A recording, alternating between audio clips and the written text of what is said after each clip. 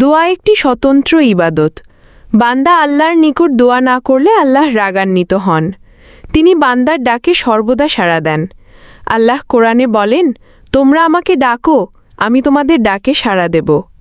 সূরা মুমিন ৬০।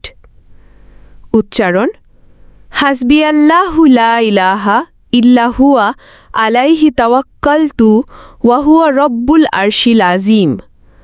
অর্থ: আল্লাহ আমার জন্য যথেষ্ট, তিনি ব্যতীত কোনো মাবুদ নেই, তার প্রতি ভরসা করেছি, তিনি মহান আরশের অধিপতি। আবু দাউদ। হজরত আবু দারদা রাজিয়াল্লাহু আনহু বলেন, যেই ব্যক্তি সকাল বিকাল ৭ বার সত্য দিলে, অর্থাৎ আখিরাতের প্রতি ইয়কিন রাখিয়া বলিবে অথবা ফজিলতের প্রতি ইয়কিন ছাড়া এমনিই বলিবে, আল্লাহ তাআলা তাহাকে দুনিয়া আখিরাতের সমস্ত চিন্তা হইতে হেফাজত করিবেন। অর্থ: আমার জন্য আল্লাহ তাআলাই যথেষ্ট, তিনি ব্যতীত কোনো মাবুদ নাই, তাহারই উপর আমি ভরসা করলাম, তিনি আরশে আজিমের মালিক। আবু দাউদ। হজরত আবু হুরাইরা রাজিয়াল্লাহু আনহু থেকে বর্ণিত, নবী সা বলেছেন, তোমাদের প্রত্যেক ব্যক্তির দোয়া কবুল হয় যদি সে তাড়াহুড়া না করে আর বলে যে আমি দোয়া করলাম কিন্তু আমার দোয়া তো কবুল হলো না।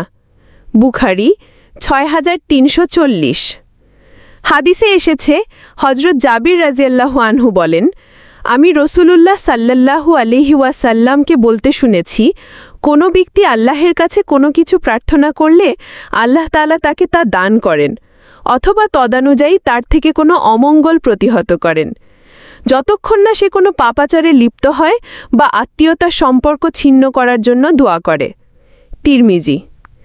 রসুল সা বলেছেন, যদি কেউ চায় যে বিপদের সময় তার দোয়া কবুল হোক, তাহলে সে যেন সুখের দিনগুলোতে বেশি বেশি দোয়া করে।